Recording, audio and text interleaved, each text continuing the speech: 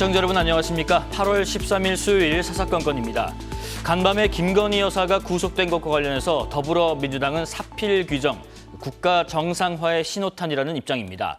국민의힘은 공식 입장을 내지 않은 가운데 당대표 경선에 나선 김문수, 장동혁 후보는 정치 보복, 안철수, 조경태 후보는 계엄 세력과의 절연을 강조했습니다. 정치권 소식 세한대 배종호 교수, 국민의힘 김동원 대변인입니다. 어서 오십시오. 네, 안녕하세요. 안녕하십니까? 자, 우선 인수위를 대신하는 국정기획위가 오늘 대국민 보고회를 열고 이재명 정부의 국정과제를 발표하면서 이 2달가량의 활동을 마무리했습니다. 발언 잠깐 듣고 오겠습니다. 국민이 하나 되는 정치로 갈등과 대립을 넘어 통합의 길로 나아가겠습니다. 세계를 이끄는 혁신 경제를 도모하여 그 결실을 모두와 함께 나눌 수 있도록 균형 성장을 추진할 것입니다.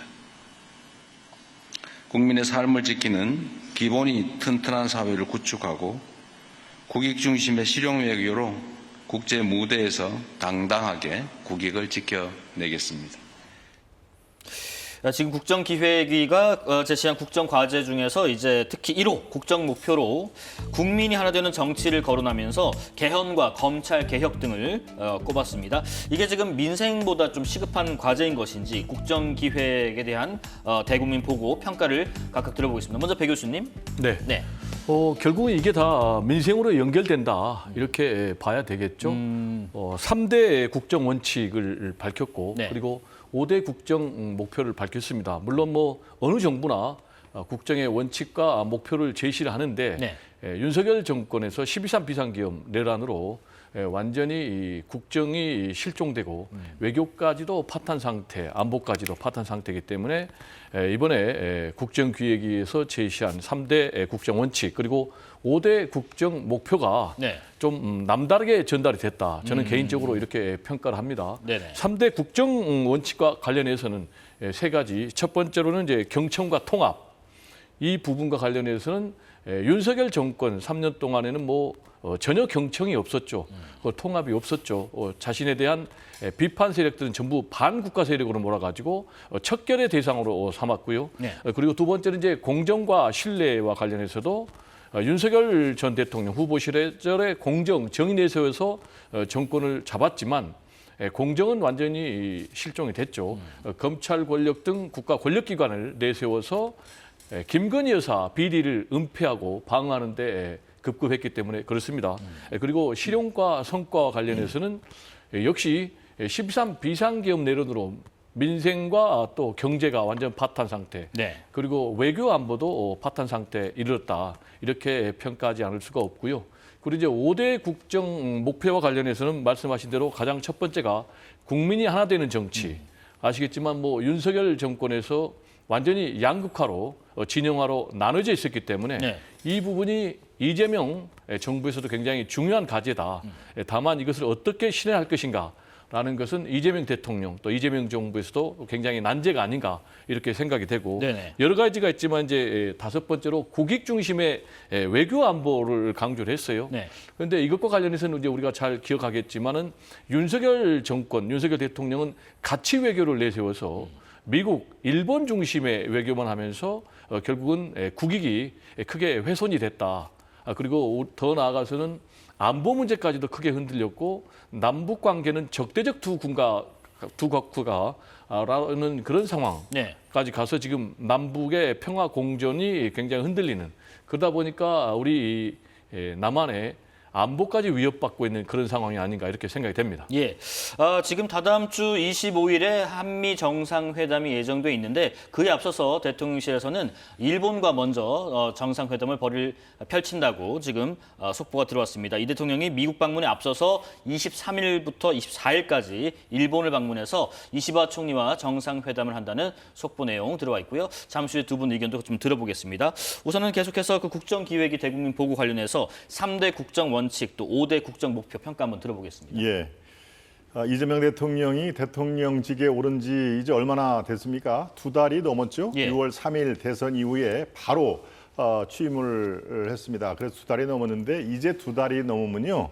남 탓 이거는 조금 자제를 해야 됩니다. 이제 오롯이 내 탓이요, 우리 탓이다라는 게 선행이 돼야 책임 정치가 이루어질 거 아니겠습니까? 예. 아직도 두 달이 지난 시점에서 윤석열 정부 지금 여기에 나온 그 국정 과제에 이거 보십시오. 3대 국정 원칙, 5대 국정 목표가 돼 있습니다만은 어느 하나 지금 민생과 직접적으로 연결이 돼 있는 거 글쎄요. 제가 과문한지 모르겠습니다만은 아무리 두세 번 얘기를 해도 우리 민생은 정말 힘들다는 거 이거 다 아실 겁니다. 아마 제가 이렇게 얘기하면 그 힘든 게 누구 때문이냐 또 그렇게 얘기를 할 것이요.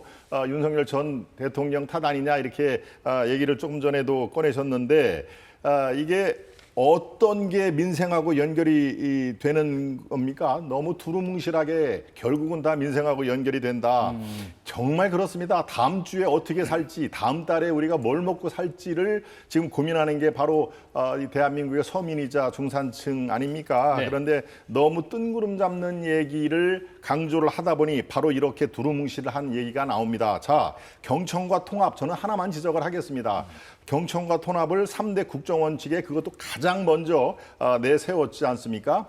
도대체 어떤 게 경청이고 어떤 게 통합이라는 말입니까? 이게 허무 개그 같이 저는 얘기를 드는 게 과연 저뿐만이겠습니까? 자, 이틀 전에 사면 그것도 8.15 광복절 올해가 80주년의 8.15 광복절입니다. 그런데 네. 어땠습니까?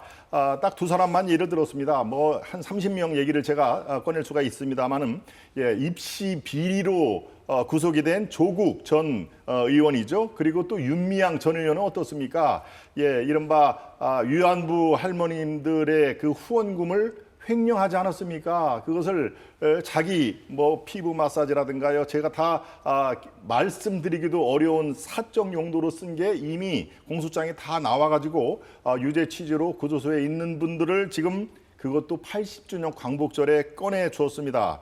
자, 지금까지의 야당, 국민의힘의 야당이나 시민단체들이 이것만은 안 된다라는 목소리를 아마 켜켜이 쌓아놓으면 한라산 높이보다 더 높이 올라갈 정도로 숱하게 오랜 시간 동안은 그렇게 제안을 하고 강조를 했는데요. 네. 이게 어떤 게 경청이고 어떤 게 통합입니까? 그들만의 통합. 그러니까 민주당과 우호 세력들만의 그리고 나를 대통령으로 만들어준 그런 지원 세력들의 보은 이 사면이다라고 얘기를 하면은 도대체 어떤 얘기를 할지 이재명 대통령에 직접 제가 되묻지 않을 수 없습니다. 네, 간략히만 좀 여쭤보겠습니다. 조금 전에 나왔던 그 속보 관련된 내용인데요. 올해가 또 말씀하신 것처럼 광복 80주년이고 또 한일 수교 60주년입니다.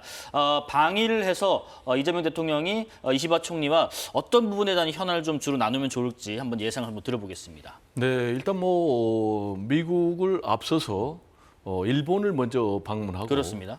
한일 정상회담을 갖는다는 것 자체가 일본과의 관계에 굉장히 방점을 찍고 있다라는 것을 말씀드릴 수가 있겠고요. 네. 그리고 이미 이제 생산적인 미래 관계와 관련해서는 뭐 이시바 총리하고 또 이재명 대통령이 합의를 한 그런 상황이기 때문에 구체적인 결과가 어떻게 나올지는 좀 지켜봐야 되겠다라는 네. 말씀을 좀 드리고요. 네. 지금 이제 우리 대변인께서 국민의 통합이 아니라 그들만의 통합이다라고 얘기를 했는데요. 분명히 이번에 8.15 특별사면 대상에는 국민의힘 소속 의원이 3명이나 있다. 네. 조국 윤미향 전 의원에 대해서는 부정적인 얘기를 할 수가 있겠지만 그러면 이제 같은 우리가 무게로 똑같이 달아본다면 과연 조국 윤미향 전 의원에 대한 사면이 과연 더 부적절한지 아니면 국민의힘 소속 3인 구체적으로 얘기하면 정찬민 그리고 또 홍문종, 심학봉 이 세 사람의 의원의 특별 사면이 더 부적절한지는 국민의 눈높이에서 좀 살펴봐야 될 것 같은데 네. 조국 전 장관 같은 경우는 입시 비리는 굉장히 국민들 눈에서 보면 부적절합니다. 다만 정치 검찰의 표적 수사라는 부분을 배제할 수 없다. 그렇게 말씀드리는 이유는 당초에 검찰에서 사모펀드로 시작을 했는데 이거는 기소조차 못했다. 그래서 별건의 별건. 그래서 뭐 일가족을 거의 도륙하다시피 했기 때문에 검찰 개혁을 자초시키고 자신의 대권의 정적을 제거하기 위한 그런 표적 수사였다라는 비난도 받고 있고요. 예. 반면에 정찬민 전 의원 같은 경우는 용인시장 시절에요. 부동산 개발업자의 뇌물을 수억이나 받았습니다. 그래가지고 지금 감옥에 간 사람인데 이것이 과연 적절한 특별 사면인지 이 부분에 대해서는 무죄 제기를 하지 않을 수가 없고 네. 그리고 홍문종 전 의원 같은 경우도 교비를 수십억을 횡령을 했습니다. 그래서 지금 옥살이하고 있는 상황에서 이분들 다 얼마 살지도 않았어요. 그런데 지금 특별 사면을 했단 말이에요. 그리고 또 심학봉 전 의원 같은 경우는 국회의원 시절에 정부 지원 사업을 선정하는데 거액의 뇌물을 받고 지금 감옥에 간 인물이거든요. 그렇다면 이분들은 한마디로 얘기하면 뇌물이라든지 또는 횡령이라든지 배임이라든지 이런 걸 받고 감옥에 간 완전히 파렴치범이에요. 조국 전 의원, 조국 전 대표하고는 비교할 수도 없는 네. 정말로 특별 사면에서는 안 될 인물들이 끼어 있다. 그리고 이걸 뭐 이재명 대통령이 알아서 한 것이 아니라 지금 뭐 국민의힘 송원석 비대위원장이 직접 요청을 한 것 아니겠습니까? 네. 그러면 남을 비판할 수는 있어요. 비난할 수도 있어요. 그러면은 자신의 손 자체가 깨끗해야 되는데 자신의 손은 더 더럽잖아요. 제가 자, 짧게만 그럼 이렇게 네. 좀 여쭤볼게요. 네, 네. 지금 두 분의 의견 들어봤는데 이틀 뒤에 네. 광복절에 열리는 이재명 대통령 그 취임식 성격의 국민 임명식에 국민의힘과 개혁신당이 불참한다고 결정을 했습니다. 이게 아까 말씀하신 것처럼 조국 전 대표 그리고 윤미향 전 의원 등이 광복절 특사 명단에 포함됐다는 것을 항의하는 취지인데 사회 통합을 위해서 특사 명단을 발표를 했는데 이게 오히려 분열과 파열음을 처음부터 일으키고 있다. 이런 지적이 있습니다. 당연합니다. 사회 통합을 명분으로 내세웠죠. 네. 그리고 조금 전에 세 사람의 국민의힘에 추천한 사람 세 사람을 일일이 제목을 열거를 했는데 예. 제가 한 30명 정도 제목이 어떠한 파렴치범인가를 열거를 할까요? 예. 시간 관계상 당연히 불가능한 거 제가 압니다만은 저는 다른 그 여러 방송에서도 분명히 그랬습니다. 국민의힘에서 이런 분들을 사면 대상으로 추천한 거 잘못됐다. 확실하게 잘못된 거. 그래서 아마 당에서도 당 대표가 철회를 한 거 아니겠습니까? 아, 이거 문제가 있다라고 지금까지의 관계, 이 관행상 항상 광복절 특사, 성탄절 특사 하면은 야권에게 혹시라도 꼭 사면이 필요한 사람이 있으면 명단을 달라. 이게 비록 관행이었습니다마는 잘못된 관행은 당연히 고쳐야 됩니다. 그래서 이건 100번 잘못됐습니다. 예. 라는 거를 제가 숫자 관계를 했고요. 그래서 지금 얘기를 그분들이 들어갔기 때문에 사면이 잘못됐다. 그렇습니다. 그래서 사면이 잘못된 거라고 제가 주장을 하는 것입니다. 이분들이 만약에 조국 윤미향을 그분들을 사면 대상에 이번에는 아니고 성탄절날 보자라고 했으면 이런 분들이 들어갔겠습니까? 당연히 이 사람들을 넣어주려고 그러면 야당에서 요구를 했던 네. 철회를 했으니까 이 사람들을 슬쩍 끼워 맞추기로 한 거 이거는 뭐 앞뒤가 당연히 꽤 맞는 얘기죠. 그러니까 잘못된 사면이라는 것을 인정을 하시는 방향으로 지금 가지 않았습니까? 그러니까 이번에는 정말 국민 눈높이에 맞지 않는 그래서 오히려 사회 통합보다는 사회 분열에 그런 기름을 부었다 이렇게 저는 분석을 하는 것입니다. 자, 지금 이제 이런 관련된 비판이 당 내부에서 일부 나왔습니다. 예를 들면 이현주 민주당 최고위원이 이런 글을 어제 하나 올렸는데 광복절 특사가 정치적 이해관계의 소산으로 비춰질 수 있는 점이 좀 안타깝다. 국민 통합 등의 취지가 사라지고 이 진영 간 갈등이 심해지는 아이러니한 상황이다라는 얘기를 자당의 최고위원이 했다. 이거 어떻게 해석하고 계시는지요? 저는 뭐 상당히 건전한 비판이다. 이렇게 생각을 합니다. 네. 과연 윤석열 대통령 시절에 국민의힘 내부에서 이런 비판의 목소리가 있었을까요? 이런 비판의 목소리가 있었다면 윤석열 전 대통령이 폭정 그리고 심지어는 12.3 비상겸 내란으로 자멸해가지고 네. 탄핵 파면되고 대선에서 심판받는 일은 없었을 것이다 라고 생각을 하고요. 네. 그런 점에서 저는 이현주 최고위원의 이런 지적에 저는 상당 부분 공감을 합니다. 지적을 하셨지만 네. 이 사면 문제라는 것은 결국 국민 통합 차원에서 이루어져야 되는데 결과적으로 지금 통합보다는 통합을 저해하는 그런 부분도 없진 않다라는 좀 말씀을 드리고요. 네. 또 아까 제가 말씀드렸지만 3인의 국민의힘 전 소속 의원들은 파렴치범들입니다. 그런데 이 파렴치범들을 정치적 이해관계에 의해서 지금 특별 사면해줬다라는 부분도 저는 개인적으로 굉장히 비판적으로 얘기를 합니다.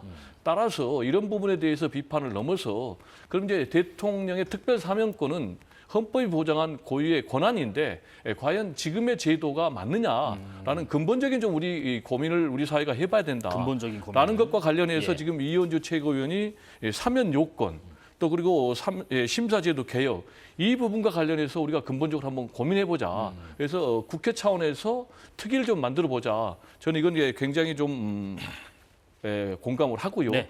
그다음에 동시에 이런 부분도 지적을 했어요.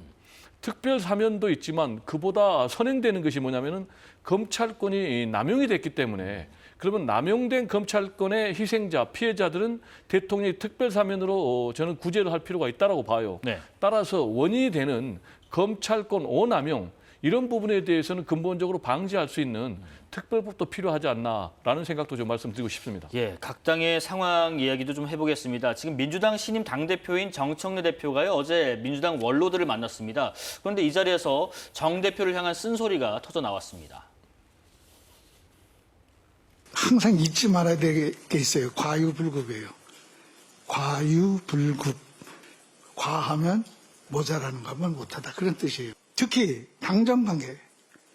대통령은 통합하자라는 쪽에 방점을 찍어서 가는데 당은 너무 급하게 그냥 몰아붙이자. 요때 아니면 안 된다.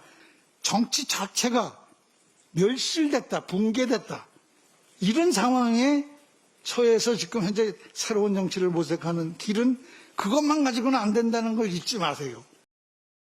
우리 국민은 당원만으로 구성되어 있는 것이 아니기 때문에 집권 여당은 당원만을 바라보고 정치를 해서는 안 되는 거 아닌가. 당원이 아닌 국민 여러분들의 뜻을 어떻게 수렴하고 받들 것인가 하는 노력도 함께 만들어져야 되겠다.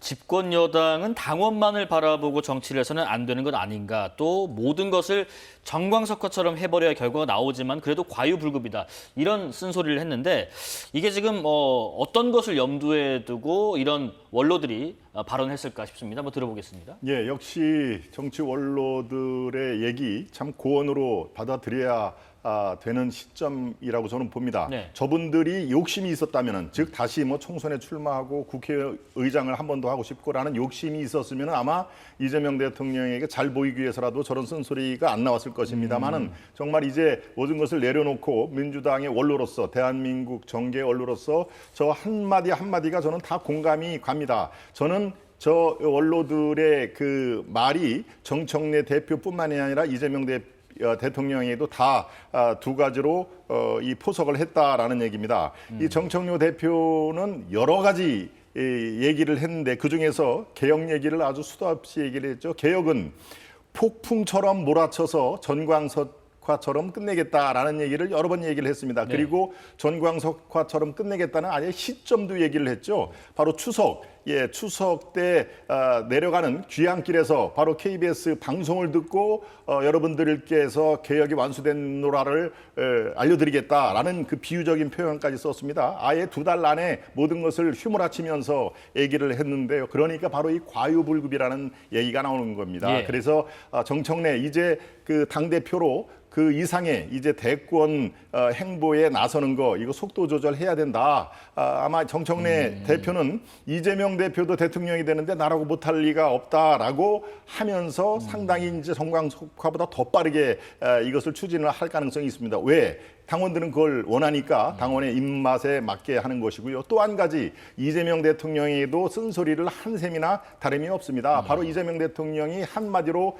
지금 일구 이연을 했습니다. 작년 2월 달에 김기춘 그리고 김관진의 특별 사면 때 바로 이런 얘기 한 거 우리 시청자 여러분 기억나시죠? 거부권을 남용하더니 이제는 사면권도 윤석열 대통령이 남용하고 있다. 유죄가 확정되자마자 바로 사면하면 도대체 사법제도가 왜 필요한가? 그것이 바로 군주국가다라는 얘기를 했습니다. 예. 이렇게 얘기를 한 이재명 대통령이 본인이 취임하고 나 2달 만에 바로 아까 언급한 조국, 윤미향 이런 뭐 파렴치범이란 얘기는 아까 이 상대방 패널께서 얘기를 했습니다만은 아마 많은 국민들도 같이 파렴치범이라고 생각을 할 겁니다. 그러니까 일구이연에 대한 그 이재명 대통령에게도 이제는 좀 정도를 걸어라라고 하는 그런 그 쓴소리를 한 걸로 저는 그렇게 파악하고 있습니다. 네, 배 교수님께서는 원로들의 저런 발언들 어떻게 해석하셨습니까? 저는 뭐 굉장히 지혜로운 발언이다. 그리고 민주당도 사랑하지만 예. 역시 이제 전체 국민들을 사랑하는 굉장히 좀 균형 잡힌 그런 얘기가 아닌가 이렇게 생각이 되고요. 다들 이제 전 뭐 국회의장 예. 또 총리, 당 대표들을 역임하신 분들이기 때문에 탁월한 경륜에서 나오는 이런 지혜는 좀 수용할 필요가 있다. 뭐 크게 보면은 첫 번째로 과유불급. 그러니까 너무 지나치면 안 된다라는 것이죠. 속도를 천천히 하라는 얘기는 아닌데 제가 볼 때 좀 잘못 해석한 것 같고 네. 그리고 또 당만 보지 말고 국민을 봐라라는 얘기 그리고 통합과 협치를 강조했는데 이런 부분에 대해서는 이재명 대통령도 공감할 것 같아요. 근데 전혀 이재명 대통령은 반대라고 생각을 하는데 만약에 여야 관계가 네. 굉장히 치열하게 첨예하게 격돌하면 대통령의 국정 운영에도 상당히 부담이 되죠. 그래서 민주당의 원로들이 한 그런 발언은 오히려 이재명 대통령께서 원하는 그런 발언이다라는 말씀을 드리고요. 지금 이제 정청래 대표는 강력한 개혁 드라이브를 지금 얘기를 하고 있어요. 그러면서 내란 세력, 내란 정당과는 악수도 안 하겠다, 협치도 없다. 라면서 사과와 반성을 요구를 하고 있는데 예. 지금 국민의힘 같은 경우는 12.3 비상계엄 이 내란에 대해서 사과를 하기는커녕 윤어게인을 얘기를 하고 윤석열 전 대통령 재입당을 얘기를 하고 있는 그런 상황. 이러다 보니까 정청래 대표의 강한 개혁 드라이브에 정당성을 주는 것이 아닌가 이렇게 생각이 되고요. 네. 아까 이제 우리 대변인께서 이재명 대통령께서 사명권을 남용한다. 이렇게 얘기를 하셨는데 이재명 대통령이 사명권을 남용하려면 최소한 자신의 측근들을 하나 정도는 넣어야 되는데 뭐 이화영 전 경기부지사를 포함해서 이번 특별 사면 대상에 이재명 대통령의 측근은 단 한 명도 없다. 그렇다면 뭘 근거로 남용을 한 거냐? 제가 볼 때 만약에 이재명 대통령이 특별 사면권을 남용했다면 네. 균형을 맞춘다는 이유에서 파렴치범들에 대해서도 특별 사면한 거는 남용한 거다. 저는 그 부분에 대해서는 동의를 합니다. 네. 이 얘기 요 정도 좀 마무리해 보고요. 10초만 시간을 주십시오. 짧게 드리겠습니다. 네네. 네. 측근들의 한 명도 포함이 안 됐다. 맞습니다. 이른바 3명의 측근을 따진다면 김용, 정진상, 부지사를 했던 이화영 그분들은 사면을 해주고 싶은 마음이 여기까지는 왔겠지만 사면을 못 해준 겁니다. 왜? 아직 재판이 끝나지 않았습니다. 사면은 재판이 끝난 사람의 대상으로 한 거니까요. 하고 싶어도 못한 게 바로 측근의 사면이기 때문에 그것은 사실관계를 바로잡습니다. 이거 예. 팩트니까요. 이화영 지사는 대법원에 확정 판결 됐습니다. 네네. 자, 이 관련해서 지금 조국 전 대표 얘기가 계속 나오고 있는 부분이요. 이 사면의 뭐 적절성 얘기도 있습니다만 이 사면을 계기로 민주당 일각에서는 조국 혁신당과의 합당 가능성도 지금 제기가 되고 있어요. 지금 혁신당에서도 민주당에서도 지금 논의된 바는 없다라고 선을 긋고 있는데 지난 총선에서 특히 민주당 세가 강한 이 호남 지역에서의 비례대표 득표율을 보면 광주, 전남, 전북 모두 조국 혁신당이 앞선 결과를 나타내고 있습니다. 그러다 보니까 내년 선거를 앞두고 지금 민주당의 셈법이 좀 복잡하지 않을까 이런 생각도 듭니다. 제가 볼 때는 뭐 크게 복잡하지는 않을 것 같아요. 지금 뭐 양당의 합당 얘기까지 나오고 있는데요. 네. 그거는 뭐 현실화되기는 굉장히 어렵고요. 어렵고요. 민주당에서도 부인하고 있고 조국혁신당에서도 부인하고 있는데 네. 일단 양당이 합당을 하려면 상황이 맞아야 되고 이해관계가 맞아야 되는데 특히 이제 조국혁신당 입장에서는 몸집을 더 키워가지고 적절한 시점에 해야지 지금 만약에 합당을 한다 그러면 흡수통합되기 때문에 저는 뭐 합당은 전혀 실현 불가능하다라는 말씀을 좀 드리고 네. 다만 우리가 좀 눈여겨봐야 될 지역은 두 군데인데 어딘가요? 하나는 이제 호남 지역입니다. 예. 호남 지역에서는 민주당이 그동안에 일당 뭐 독주를 해온 그런 상황이었는데 상당 부분 조국혁신당에서 약진할 것이다라는 좀 말씀을 드릴 수밖에 없고요. 네. 그 근거로는 두 가지인데 첫 번째로는 지난번 총선에서 비례대표 득표율에서는 오히려 조국혁신당이 한 45~6% 그렇습니다. 정도로 민주당 더불어민주 비례연합 거기에 대해서 뭐 35~6보다 한 10%포인트 정도 이겼기 때문에 네네. 있고요. 또 지난번 담양 군수 재보궐 선거에서 또 조국 혁신당이 승리를 했잖아요. 그래서 상당 부분 약진할 것이다. 그리고 또 하나의 지역은 이제 영남 지역입니다. 또는 뭐 경합 지역 굉장히 치열한 이런 부분에 대해서는 조국 혁신당, 민주당과 조국 혁신당이 서로 연대해서 네. 제가 볼 때는 뭐 시너지 효과를 낼 가능성이 있다. 종합해 보면 지방선거, 내년 6월 지방선거에서는 지금의 국민의힘 흐름으로 보면 참패는 이미 기정사실화로 예정이 되어 있는 그런 상황이 아닌가 그렇게 전망을 해봅니다. 국민의힘 상황도 좀 들여다보겠습니다. 지금 전한길 씨가 당 방침으로 부산, 울산, 경남 연설에는 들어가지 않았습니다만은 그런데도 전당대회 현장에서는 고성 또는 욕설이 나왔습니다. 후보들 모두 과열 양상에 우려를 표했습니다. 전한길 씨가 이 전당대회장에 와서 뭐 구호를 외친다든지 후보 연설 도중에 후보 연설을 방해하는 이런 부분들은 있어서 안 될 것입니다. 근데 이 부분은 우리 당에서 적절하게 처리를 하겠습니다만은 우선은 내부를 정리하고 개혁을 해서 그 다음에 이제 외부의 적과 싸워야 되는데 아직도 지금 저는 오늘 보니까 내부가 정리가 좀 덜 된 것 같습니다. 오늘도 그랬고 지난번에도 그랬었는데 전당대회 연설회장이 너무 과열돼서 후보들이 연설을 하는 데 있어서 방해가 되는 정도는 조금 지양할 필요가 있다. 정당 민주주의에 대한 인식들이 많이 부족한 것 같아요. 정당 민주주의는 자신의 의견과 좀 다르더라도 끝까지 경청할 의무가 있는데 끝까지 경청하는 의무 조항이 좀 들어있지 않는 것 같습니다.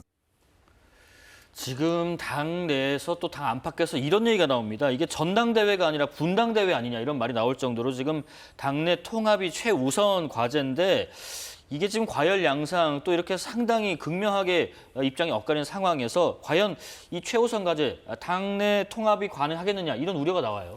예, 참 그 말씀 드리기 전에 국민 여러분께 계속 연이어서 걱정을 끼쳐드린 점 당의 대변인으로서 네.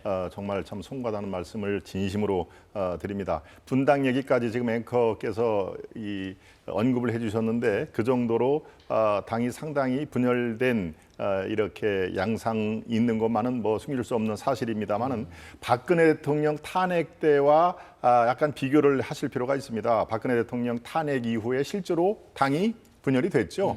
분당까지 갔습니다. 그러다가 다시 또 거기에 있는 분들이 복당을 하는 그런 과정을 거쳤는데요. 네.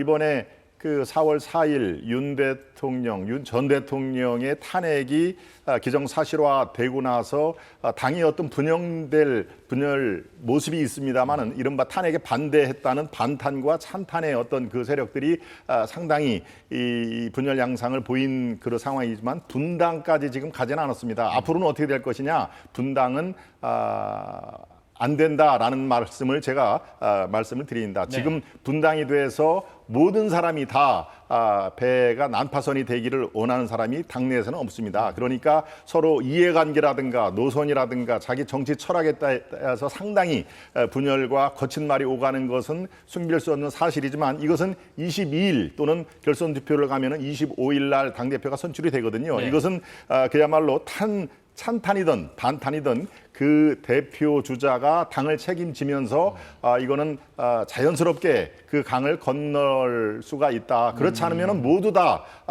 이 바다에 빠지는 그런 결과가 되니까 이건 누구보다도 다 잘 알고 있습니다. 찬탄 세력도 그렇고 반탄 세력도 그렇고 그러니까 새로운 리더십이 탄생이 되면은 이것이 쉽지 않은 과정이지만 바로 배를 다시 정비를 해서 항해 나가는 그런 모습은 반드시 이루어질 것이다라는 말씀을 제가 당의 대변인으로서 말씀을 드립니다. 네. 바로 그만큼 이 탄핵이라는 것은 저희 국민의힘에 정말 씻을 수 없는 큰 충격을 줬다라는 게 있습니다. 그 당시의 과정에서 탄핵의 찬탄, 반탄 이렇게 후보들이 나눠주는데요. 이것은 주진우 후보, 중도 세력을 자임한 주진우 후보가 중간에서 컷오프되는 그런 걸 보면은 얼마나 지금 당이 양분으로 돼 있는가를 알 수가 있죠. 바로 22일 날 선출되는 새 대표가 새로운 리더십으로서 지금 얼마나 당이 위험에 처한 건지를 너무나 잘 알기 때문에 새로운 모습을 보일 수밖에 없다. 또 보여드리는 지금 하나의 여러 가지 과정을 준비를 하고 있습니다. 당에서. 네. 그러니까 조금 더 걱정이 되는 부분이 많이 있지만 믿어주시고 다시 한번 관심을 가져주시기를 부탁을 드립니다. 네, 당내 상황 좀 의견 드려봤고요. 시간상 마지막 특검 얘기 좀 넘어가 보겠습니다. 특검 상황인데 밤사이에 김건희 여사에 대한 구속영장이 발부가 됐죠. 이와 관련해서 정치권 반응 짧게 좀 보겠습니다. 김건희 씨의 구속은 사필 규정입니다. 지연된 정의는 정의가 아니라고 하는데 지연된 정의라도 한 발짝 한 발짝 더 나갔으면 좋겠습니다. 제가 별도로 드릴 말씀은 없는 것 같고요. 네. 예, 저 특검의 수사가 법과 그 규정에 따라서 정당하게 정상적으로 공정하게 진행되기를 바란다라고 하는 말씀으로 대신하겠습니다.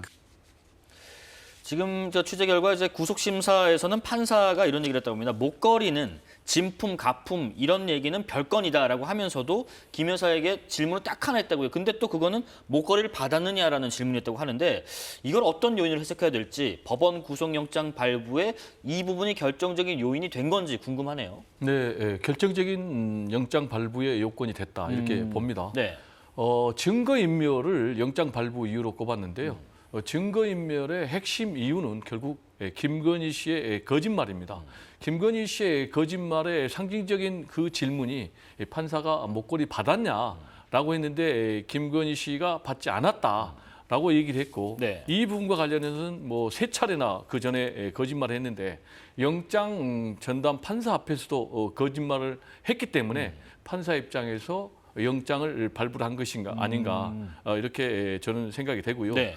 앞으로 이제 김건희 여사와 관련해서는 이제 신병을 확보했기 때문에 최장 20일 정도 구속해서 수사를 할 수 있는데 무려 지금 혐의가 16개 혐의 아니겠습니까?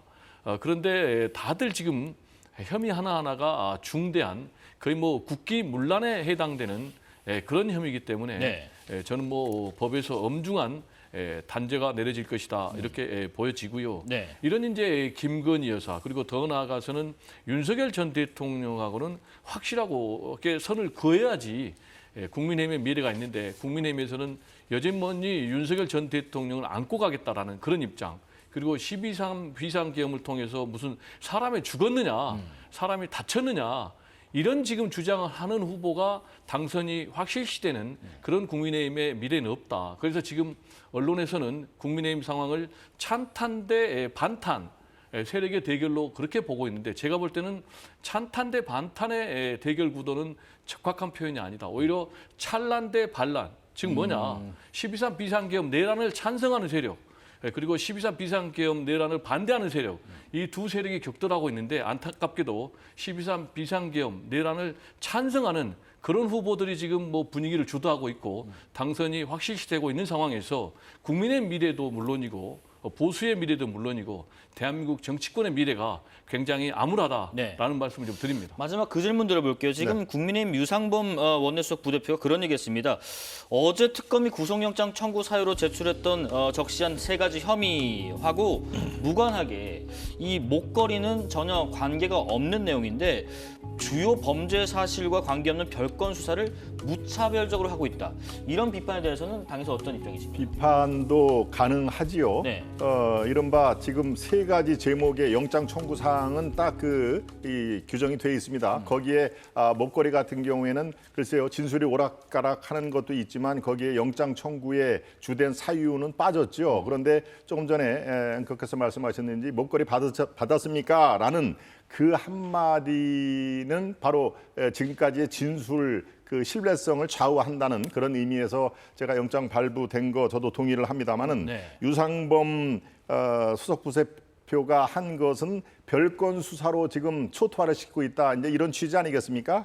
그런데 특검도 그렇고 법원에서 영장 발부한 것은 아마도 대부분 연결고리로 이어지고 있다. 이게 꼭 목걸이에서 끝나는 게 아니고 지금 공천 개입이라든가 알선 수재라든가 이런 지금 16개 혐의의 3가지 죄목에 연결이 돼 있다. 그래서 전체적으로 그 목걸이로 상징되는 이분이 지금까지의 어떤 진술 여부 이런 것들을 특검 쪽에서는 딱 그 인정을 하고서 법원에 그것을 핀포인트로 얘기를 한 건데요. 그러니까 이 전체적으로 별건 수사를 지나치게 강조를 하기에는 이미 때는 상당 부분 지났다 하는 얘기입니다. 예. 그리고 그 외에 어떤 관련되는 행정관이라든가 이 이해관계자들의 진술 이런 것들이 지금 벌써 한 달 전부터 계속 나오기 때문에 별건 수사를 지금 강조하기는 상황이 너무 멀리 왔다. 네. 저는 그렇게 판단하고 있습니다. 알겠습니다. 정치권 소식 세한대 배종호 교수, 국민의힘 김동원 대변인과 말씀 나눴습니다. 고맙습니다. 네, 감사합니다.